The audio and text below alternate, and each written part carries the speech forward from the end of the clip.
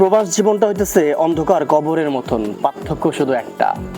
জীবিত অবস্থায় প্রবাসে আসা লাগে আর মরলে কবরে যাওয়া লাগে। আসলে এই কথাটা কেন বললাম? কথাটা বললাম, প্রবাস জীবনে আপনি যখন প্রথম আসবেন তখন চতুর্দিক অন্ধকার, আপনি কিছু খুঁজে পাবেন না। কোনটা সামনে, কোনটা পিছনে, কোনটা উত্তর, কোনটা দক্ষিণ, কোনটা পূর্ব পশ্চিম, কি ভাষা, খাওয়ানরে কি বলে, পানিরে কি বলে, কিচ্ছু বুঝতে পারবেন না। চতুর্দিকে শুধু অন্ধকার। এই অন্ধকারের ভিতর থেকেই আপনার আলোর পথ খুঁজে নিতে হবে, কারণ আপনি জীবিত আছেন। মারা গেলে সেই আলোর পথটা আপনি আর পাবেন না। অন্ধকার কবরে সারা জীবনের জন্য শেষ। কিন্তু বাইচা থাইকা যদি আমরা কেউ প্রবাসে আসি, তাহলে এই অন্ধকার জীবন থেকে আলোর পথে যাওয়ার জন্য আমাদের যে সংগ্রাম, সেই সংগ্রাম করতেই হয়। আসলে এই সংগ্রামটা দীর্ঘদিনের।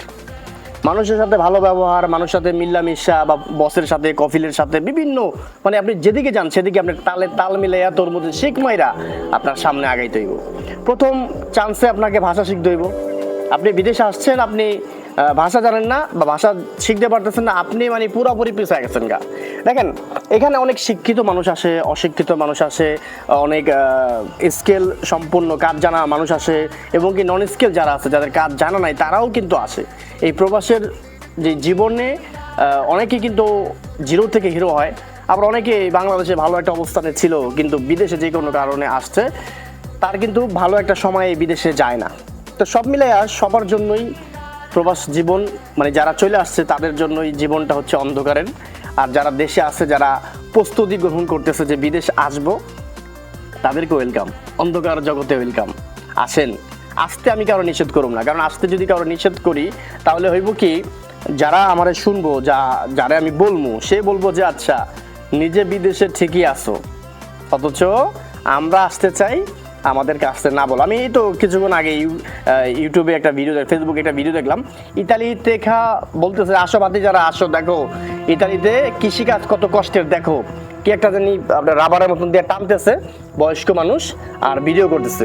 তো সেই ভিডিওটা দেখে আমরাই করলাম, আচ্ছা আমি আছি মালয়েশিয়াতে, তোমরা আছো ইতালিতে, তোমরা কত সুখে আছো। কিন্তু আসলে যে যেখানে আছে সেইখানেই কষ্টে আছে।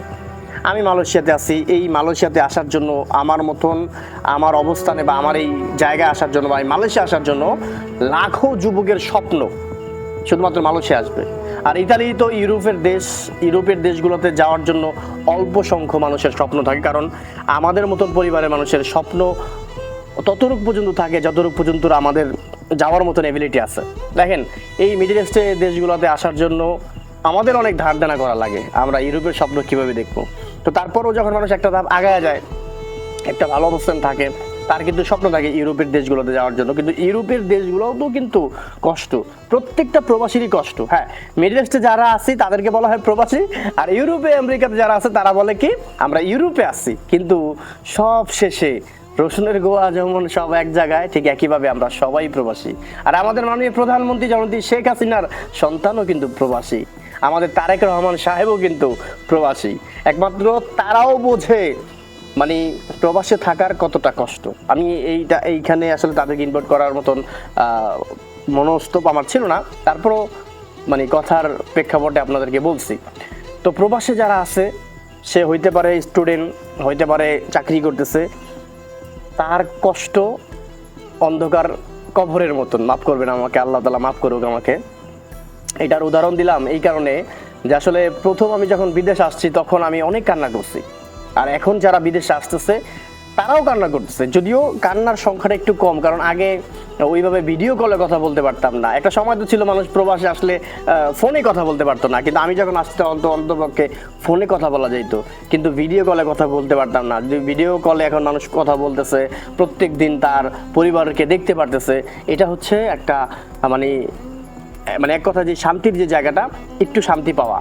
নয়তোবা আমরা যখন আসছি তখন অনেকটা অশান্তিতে ছিলাম, আর আমাদের আগে যারা আসছিল তারা আরও বেশি অশান্তি আসলো।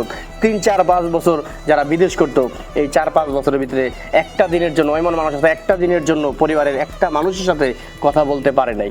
অনেকে চিঠিও পাঠাইতে পারতো না। তো অনেকে মনে করতো কি 12 বছর ধরে গেছে, কোনো খোঁজ খবর নাই, টাকা পয়সাও পাঠায় না, চিঠিও পাঠায় না, শেষ পোলা গেছে গা। তো এরকম অবস্থা হইতো আর কি। তো তারপরও আমি বলবো যে যদি কেউ দেশে সেটেল হইতে পারেন, দেশে ভালো থাকতে পারেন, তাহলে আমি মনে করি বিদেশ না আসাটাই ভালো, কারণ এটা অন্ধকার ঘরের মতন।